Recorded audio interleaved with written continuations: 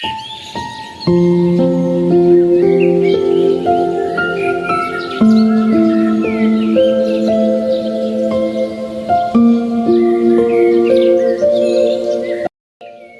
Viewers, digital ক্লাসরুমে সকলকে স্বাগত জানাই।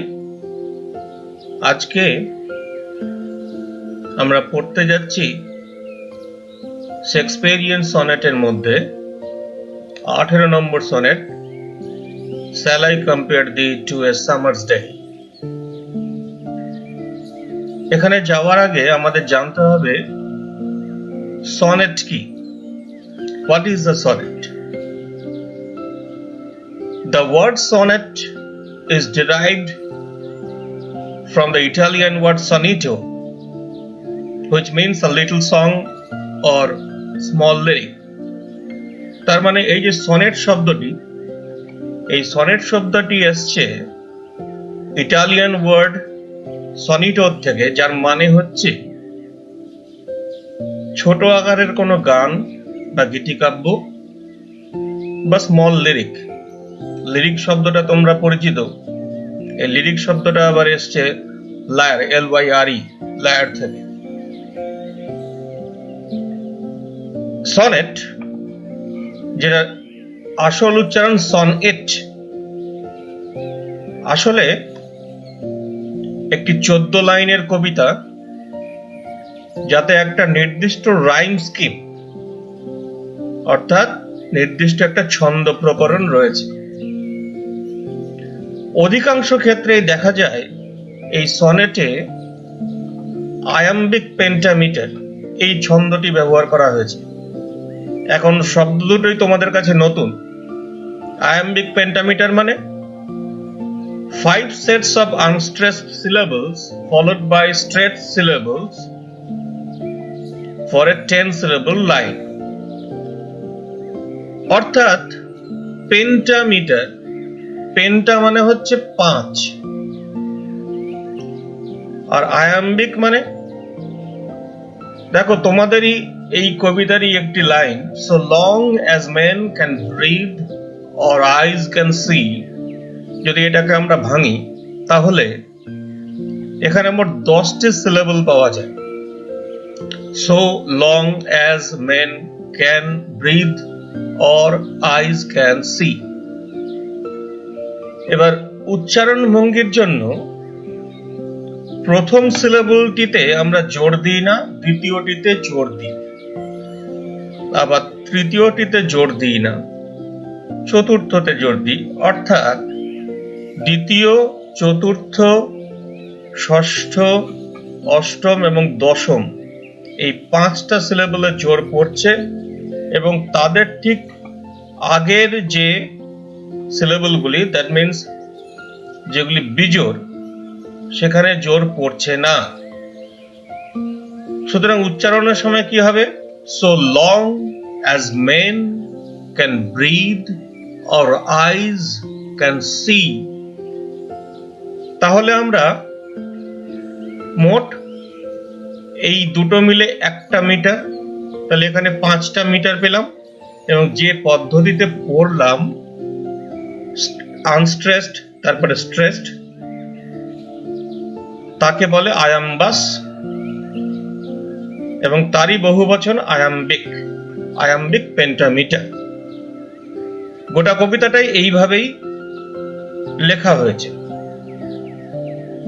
তার মানে শুধু এই নয় যে সনেট মানেই কিন্তু আয়াম্বিক পেন্টামিটারে লেখা হবে, তার কোনো কথা নেই। শেক্সপিয়ারিয়ান সনেটের অধিকাংশ ক্ষেত্রেই এই পদ্ধতিতে লেখা হয়েছে। এখান থেকে ছোট প্রশ্ন যেটা আসে সেটা হচ্ছে সনেট শব্দটা উদ্ভব কিভাবে, কোথা থেকে নেওয়া হয়েছে। যেমন ধরো ইটালিয়ান শব্দ সনিটো, আর সনেট কাকে বলে। তাহলে sonnet is a 14-line poem with a fixed rhyme scheme। এইটুকুই যথেষ্ট। আমরা পরের স্লাইডে চলে যাচ্ছি। সেখানে গিয়ে আমরা সনেটের ইতিহাস এবং আস্তে আস্তে শেক্সপিয়ারিয়ান সনেটে আসব। দ্বিতীয় স্লাইডে আমরা দেখতে পাচ্ছি অরিজিন অফ সনেট, অর্থাৎ সনেট কোথা থেকে সৃষ্টি হয়েছে, কবে সৃষ্টি হয়েছে। It originated in Italy and in the master hands of Petrarch, Tasso, Dante, it attained there the pinnacle of perfection. সুতরাং সনেটের অরিজিন ইটালিতে, এবং সম্ভবত পেট্রার্কের নাম তোমরা শুনেছো, দান্তের নাম তোমরা শুনেছো, ট্যাসোর নামটা তোমাদের কাছে নতুন। সেই পেট্রার্কের হাত ধরে, ট্যাসোর হাত ধরে, দান্তের হাত ধরে এই সনেট কিন্তু আস্তে আস্তে পারফেক্ট হয়েছে।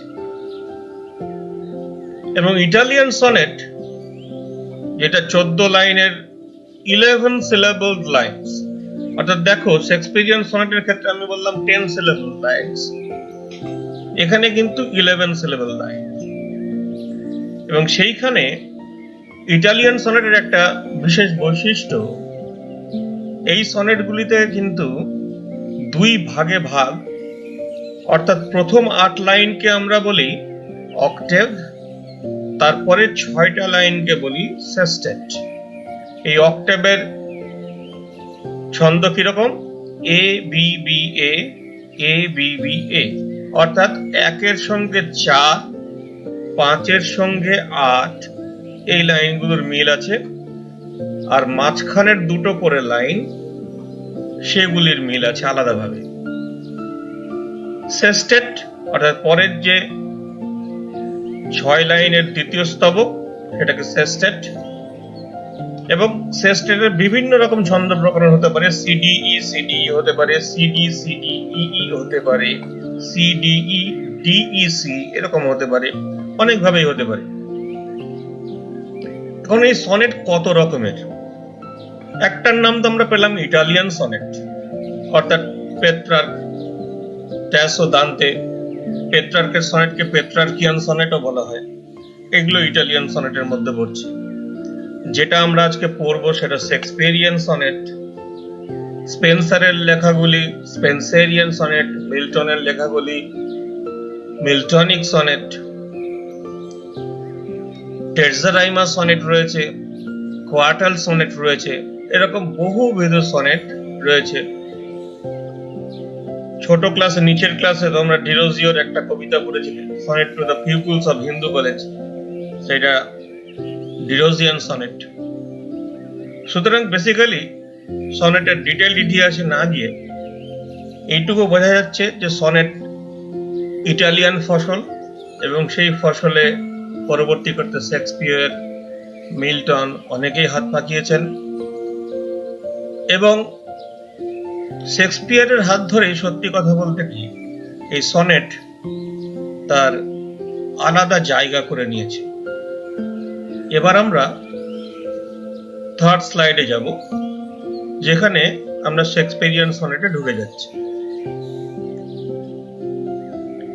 শেক্সপিয়ারিয়ান সনেট, এই শেক্সপিয়ারিয়ান সনেট, এই নামটা ইজ আফটার শেক্সপিয়ার, অবশ্যই শেক্সপিয়ারের নামের অনুসারে হয়েছে, কিন্তু নট বিকজ হি ইনভেন্টেড ইট, তার মানে তিনি এই ধরনের সনেটকে আবিষ্কার করেছিলেন তা নয়, but because he is the most famous writer of this type of sonnet. বরং তিনি এই ধরনের সনেট লেখার যে সমস্ত কবি রয়েছেন তাদের মধ্যে সবচেয়ে ফেমাস, এবং সেই কারণেই হয়তো তাকে এই পুরস্কার স্বরূপ তার এই ধরনের সনেটের নাম শেক্সপিয়ারিয়ান সনেট হয়েছে। The form was actually invented by Henry Howard, Earl of Surrey. এই যে লেখার ধরনটা, যেটা অ্যাকচুয়ালি আবিষ্কার করেছিলেন সারের আর্ল অফ সারে, তার নাম Henry Howard. Typically the English sonnet explores romantic লাভ, এবং এই সনেটগুলোর মূল প্রতিপাদ্য বিষয়, মূল সাবজেক্ট ম্যাটারই হচ্ছে ভালোবাসা, ভালোবাসা towards the poet's lady love বা অন্য কেউ। আর আমরা এর আগেই বলেছি এর rhyming scheme A B A B, C D C D.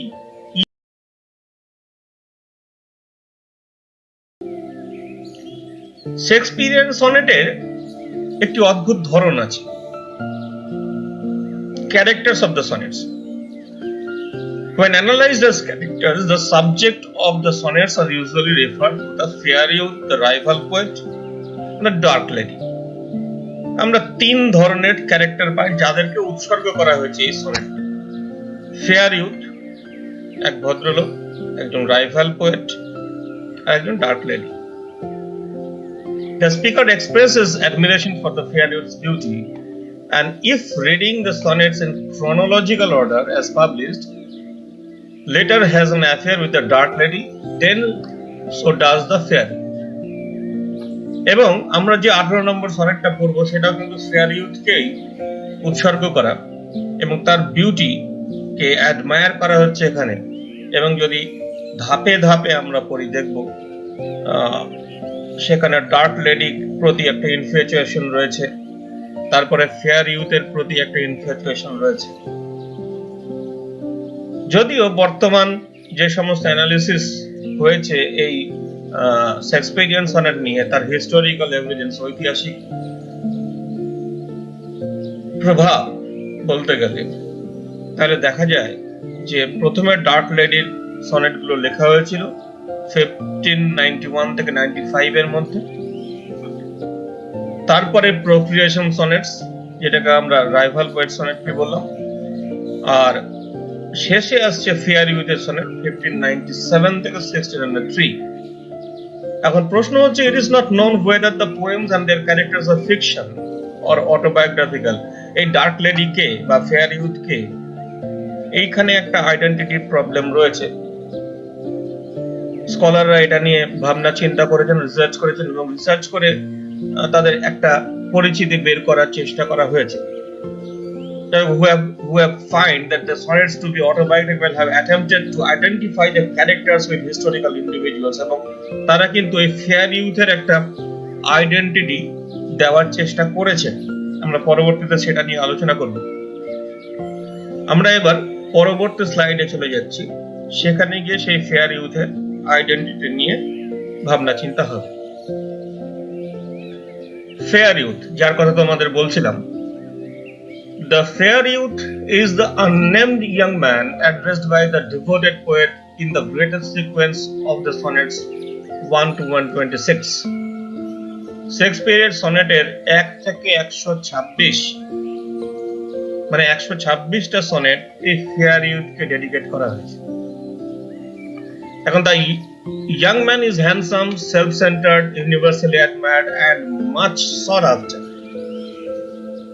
এবং তিনি সুন্দর দেখতে, আত্মকেন্দ্রিক এক ব্যক্তি। The identity of the fair youth has been the subject of speculations among scholars. One popular theory is that he was Henry Wriothesley, the third Earl of Southampton. সাদামটনের third earl, তিনি WH বলেই পরিচিত। তার ছবিটি তোমরা পাশে দেখতে পাচ্ছ। অবশ্যই এই ছবিগুলো সমস্তই এখন শেক্সপিয়ারিয়ান ছবি বা আর্ল অফ সাদামটনের ছবি, এগুলো সবই কাল্পনিক এবং এটাও হিস্টোরিক্যাল এভিডেন্স এইরকম আছে কিনা সন্দেহ। কিন্তু as per the scholars, Henry ব্রিসলেসলিকেই আমরা এই ফেয়ার ইউথ ধরে নেব, যিনি সম্ভবত শেক্সপিয়ারের পেট্রন হিসেবে কাজ করেছিলেন এবং তাকে নিয়েই বা তার সৌন্দর্য নিয়েই শেক্সপিয়ারের এই কবিতাগুলির অবতারণা। পরবর্তী ক্ষেত্রে আমরা তো বলেছি সেকেন্ড পার্ট যেটা ডার্ক লেডি রয়েছে সেটা আমাদের এই মুহূর্তে প্রতিপাদ্য বিষয় নয়। সুতরাং আমাদের সনেট নাম্বার 18 কিন্তু এই ভদ্রলোককে নিয়েই শেক্সপিয়ারের ভালোবাসার যে বিস্ফোরণ বলা যায় সেইটা দেখা যাবে। আমরা এর পরবর্তী স্লাইডে এবার আসব। ফিফথ স্লাইডে আমরা শেক্সপিয়ারের হাতে লেখা সেই সনেটের একটা স্ক্রিপ্ট দেখতে পাচ্ছি। অদ্ভুত সুন্দর হাতের লেখা, অদ্ভুত একটা স্টাইলে লেখা, এবং এইখান থেকে অনেকগুলো ইম্পর্টেন্ট শর্ট কোশ্চেন্স রয়েছে। যেমন ধরো, শেক্সপিয়ার wrote 154 sonnets. মোট 154টা সনেট লিখেছিলেন। তার 1 থেকে 126, যেটা একটু আগেই বললাম, এটা সেই ফেয়ার ইউথকে অ্যাড্রেস করা। তারপরে 127 থেকে 152 অবধি ডার্ক লেডিকে অ্যাড্রেস করা। আর 153 and 54 were conventional love sonnets on Cupid, the love god. সুতরাং আমরা বেসিক্যালি এই 3 ভাগে ভাগ করছি। এখান থেকে শেক্সপিয়ার কতগুলো সনেট লিখেছিলেন বা ফেয়ার ইউথকে লেখা সনেট নাম্বার কত থেকে কত, এই ছোট প্রশ্নগুলি আসতে পারে। সুতরাং এই 1 থেকে 126 যে সনেটটা আমরা ফেয়ার ইউথের দিকে উদ্দেশ্য করে লেখা, সেখানে দেখব শেক্সপিয়ারিয়ান সনেটের একটা ক্রমশ বিবর্ধন ঘটছে তার চিন্তা ভাবনা। আমরা 6th সনেটে চলে যাই, তাহলে তোমাদের এই ব্যাপারগুলো একটু বুঝতে সুবিধা হবে। এবার আমরা সরাসরি ঢুকে যাচ্ছি sonnet number 18, Shall I compare thee to a summer's day? এবং কবিতার দিকে তাকাও, এখানে মোট 4টি ভাগে ভাগ করা আছে। দেখো, quatrain 1, quatrain 2, quatrain 3 and couplet. quatrain শব্দটা এসেছে quatra, অর্থাৎ 4 থেকে। তাহলে আমরা সেই অর্থে শেক্সপিয়ারিয়ান সনেটের এই একটাই ভাগ, এইভাবেই ভাগ হয় প্রত্যেকটা সনেট। সেটা যে প্রথম 4 লাইন হচ্ছে ফার্স্ট কোয়াট্রেন, তারপরের 4 লাইন হচ্ছে সেকেন্ড কোয়াট্রেন, তারপরের 4 লাইন হচ্ছে থার্ড কোয়াট্রেন, এবং শেষ 2টি লাইন হচ্ছে কাপলেট, কনক্লুডিং কাপলেট। এবার আমরা কবিতা পড়ার আগে আমরা যেগুলো আগে করে এসেছি, দেখো আমরা বলেছিলাম এ বি এ বি, তার মানে এ যদি প্রথম সেন্টেন্সটা লাস্ট ওয়ার্ডের শব্দের উচ্চারণটাকে ধরে ডে, এখানে মে। সেকেন্ড ওয়ার্ডে টেম্পারেট, ডেট, তাহলে এর সঙ্গে এ মিলছে, বি এর সঙ্গে বি মিলছে, এ বি এ বি। তারপরেও একইভাবে সাইন্স সঙ্গে ডিক্লাইন্স, মানে এই দুটো সি, ডিমড আনট্রিমড এই দুটো ডি, তাহলে C D C D.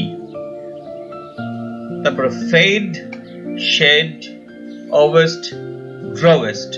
Fade তাহলে ই ই এফ এফ, মানে ই এফ ই এফ। আর লাস্ট লাইন দুটো একসঙ্গে মিলেছে সি অ্যান্ড ডি, এই দুটোকে জি জি। তাহলে আমাদের এখানে ছন্দ প্রকরণ হলো A B A B, C D C D, E F E F, G G. প্রত্যেকটা সনেট কিন্তু এইভাবেই ছন্দে, শেক্সপিয়ারিয়ান সনেট, আমি অন্য সনেটের কথা বলছি না, শেক্সপিয়ারিয়ান সনেটের প্রত্যেকটা সনেটই এই ছন্দ প্রকরণেই যাচ্ছে। আমরা পড়বার সময় যেটা আয়াম্বিক পেন্টামিটার দেখেছিলাম, অতদূর ভেঙে আর লাভ নেই।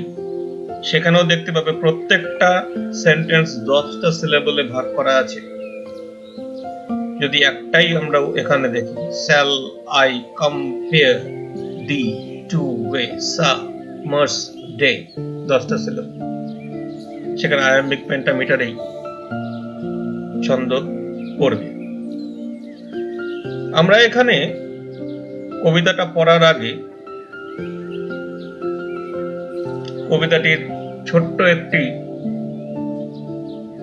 অডিও শুনে নেব, যেখানে কবিতাটিকে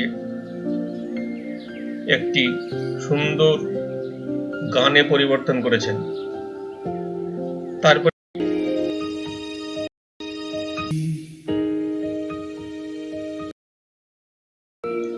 ফার্স্ট কোয়াট্রেন,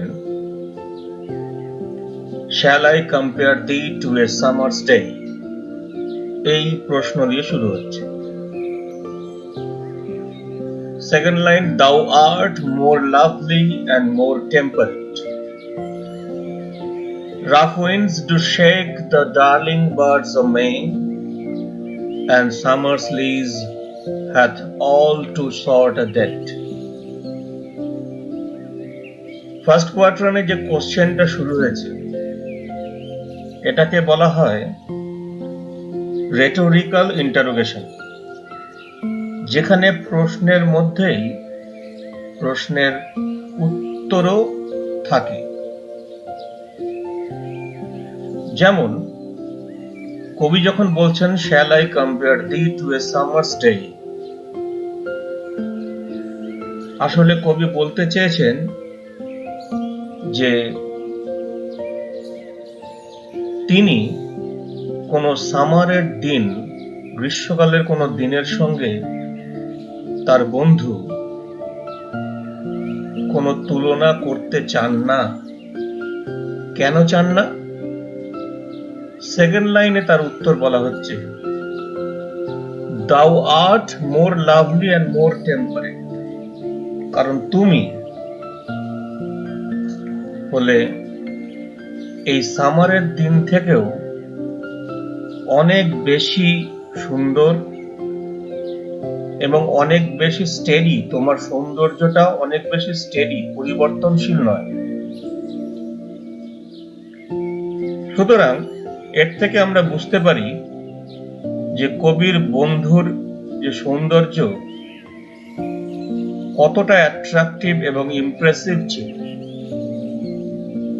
এবং টেম্পারেট শব্দটার মাধ্যমে বোঝা যাচ্ছে যে একটা সেই সৌন্দর্যের একটা মডারেশনও ছিল, অর্থাৎ সেটা কিন্তু এক্সট্রিম ফর্মের সৌন্দর্য নয়, কিন্তু সৌন্দর্যটা খুব স্টেডি, পরিবর্তনশীল নয়। কারণ তারপরেই পরিবর্তনের কথাটা আসছে। থার্ড লাইনে আমরা দেখতে পাচ্ছি যে rough winds do shake the darling birds of May, অর্থাৎ প্রচন্ড যখন হাওয়া বয় মে মাসে, সেই মে মাসে সেই লাভলি ছোট্ট ছোট্ট ফুলগুলো, সেইগুলোকে কিন্তু সেই ঝোড়ো বাতাস ঝরিয়ে দেয়। তার মানে সুন্দর যত কিছুই থাকুক না কেন, সেটা একদিন না একদিন আমাদের পৃথিবীর থেকে চলে যাবে। ফোর্থ লাইনেও সেই কথাই বলা হচ্ছে, and summer's lease মানে লাইফ স্প্যান, অর্থাৎ জীবনকাল। আমাদের দেশের সঙ্গে তুলনা করলে হবে না, বিদেশে এই সামার সবচেয়ে সুন্দর একটা ঋতু, যে ঋতুটা খুব অল্প সময়ই থাকে। সুতরাং summer's lease hath all too short a date, সুতরাং খুব অল্প একটা পিরিয়ড ধরে এই সামার থাকে। সামারের সৌন্দর্যও কিন্তু একদিন নষ্ট হয়। এই প্রথম থেকেই আমরা দেখতে পাচ্ছি শেক্সপিয়ারের লেখার অন্যতম একটা অংশ বা সাবজেক্ট ম্যাটার, সেই টাইম অ্যান্ড লাভ থিম।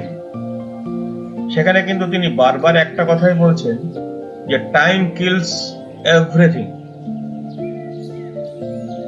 আমরা অন্যান্য সনেটেও এই জিনিসগুলোই পেয়েছি। নিচে অ্যানোটেশনসে শব্দগুলোর মানে দেওয়া রয়েছে, সেইগুলো তোমরা লিখে নিয়ে মুখস্থ করতে হবে। আমরা এবার সেকেন্ড কোয়াট্রেনের দিকে এগোবো। সেকেন্ড কোয়াট্রেনে কবি বলছেন, sometime too hot the eye of heaven shines, and often is his gold complexion dimmed, and every fair from fair sometime declines, by chance or nature's changing course untrimmed. প্রথম লাইনে sometime too hot, too scorching, কার বেশি উষ্ণতা? The eye of haven, I of haven বলতে এখানে সূর্যকে বোঝানো হয়েছে। এই যে সূর্যকে আই অফ হেভেন বলা, একটা রাউন্ড অ্যাবাউট স্টেটমেন্টে বলা, এই পদ্ধতিটার নাম হচ্ছে পেরিফ্রেসিস। তো কবি যখন বলছেন sometime too hot the eye of heaven shines, কবি যেন বলতে চাইছেন যে সূর্য হয়তো প্রচুর ক্ষমতাশীল, কিন্তু সে কখনো তীব্র আলো দেয়। আবার সেকেন্ড লাইনে বলছেন often is his gold complexion deemed, কিন্তু কখনো তার সেই গোল্ড কমপ্লেকশনটা কিন্তু মেঘের আড়ালে লুকিয়ে যায়, বা কখনো ডিমড হয়ে যায়, পেল হয়ে যায়। সুতরাং সূর্যের সৌন্দর্য কিন্তু অ্যাজ প্লেজেন্ট বা অ্যাজ স্টেডি নয় যতটা তার বন্ধুর সৌন্দর্য। এবং থার্ড লাইনটা খুব important, and every fair from fair sometime declines। দুটো ফেয়ার ইউজ করা হয়েছে। প্রথম ফেয়ারটা হচ্ছে সৌন্দর্যের কথা বলা হচ্ছে, আর দ্বিতীয় ফেয়ারটা হচ্ছে সেই সমস্ত সুন্দর বস্তুর কথা বলা হচ্ছে যাদের সৌন্দর্য আছে। সুতরাং every fair from fair sometime declines, তার অর্থ হলো যে এই পৃথিবীর সমস্ত সৌন্দর্যপূর্ণ সুন্দর বস্তুর থেকেই তার সৌন্দর্য কিন্তু সময় এক সময় ছিনিয়ে নিয়ে চলে যায়। অর্থাৎ the power of time, the destructive power of time, এর হাত থেকে কিন্তু আমরা কেউই বাঁচতে পারি না। সেই কারণেই by chance or nature's changing course, অর্থাৎ হয়তো এমনি কিংবা প্রকৃতির নিয়মেই যদি আমরা সবকিছুকে প্রপার ট্রিমিং না করি, তাহলে কিন্তু আমাদের সমস্ত সৌন্দর্যই একদিন সময়ের অন্ধকারে বিলীন হয়ে যাবে। আবার সেই টাইম অ্যান্ড লাভ থিং। এবার আমরা থার্ড কোয়ার্টারে যাচ্ছি, সেইখানে গিয়ে দেখা যাক কবি কি বলতে চাইছে। ফার্স্ট দুটো কোয়ার্টারে আমরা দেখলাম দ্য র্যাভেজেস অফ টাইম, অর্থাৎ সময়ের গ্রাসে পৃথিবীর কোনো জিনিসই যে বেঁচে থাকে না, তার কিছু উদাহরণ আমরা পেয়েছি। থার্ড কোয়ার্টারে কবির সুর আলাদা। কবি বলছেন but thy eternal summer shall not fade, nor lose possession of that fair thou owest, nor shall death brag thou wanderest in his shed, when in eternal lines to time thou growest। অর্থাৎ এই যে but দিয়ে শুরু করা, অর্থাৎ এখানেই কিন্তু একটা কম্পারিজন চলে আসছে। তিনি যেন এমফাসাইজ করতে চাইছেন যে the enduring value of his friend's beauty, কারণ সেখানে কিন্তু তিনি একটা শব্দ ব্যবহার করেছেন ইটার্নাল সামার, অর্থাৎ বাট দাই ইটার্নাল সামার, অর্থাৎ ইয়োর পার্মানেন্ট বিউটি, অর্থাৎ তার বন্ধুর যে permanent beauty, eternal appeal, it is not subjected to fade, it is not subjected to decay, অর্থাৎ এটা কিন্তু নষ্ট হয়ে যাওয়ার নয়। Not lose possession of that fair the owest, অর্থাৎ তিনি যে সৌন্দর্যের মালিক, সেই সৌন্দর্যও কিন্তু কোনোদিনই নষ্ট হবে না। এটা একটা এমফ্যাটিক অ্যাসারশন, একটু জোর দিয়ে বলা।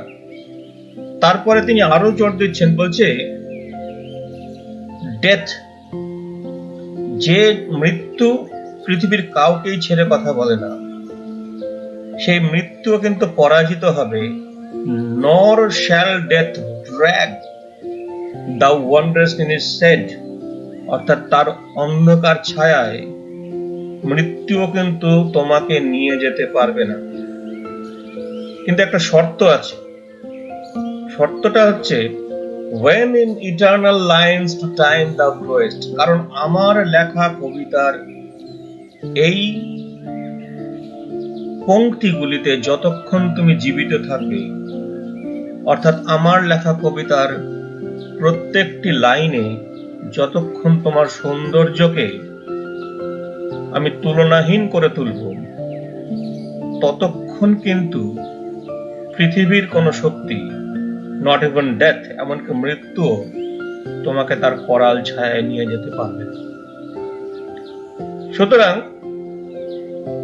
এই যে দুটো স্ট্যান্ডায় আমরা টাইম অ্যান্ড লাভের থিওরিটা পেলাম, থার্ড স্ট্যান্ডায় সেই টাইম লাভ থিওরিটাই চলছে, কিন্তু এখানে কবি সর্বশক্তিমান হয়ে উঠছেন তার লাইনের মাধ্যমে এবং চিরন্তন করে তুলছেন কবির বন্ধুর সৌন্দর্যকে।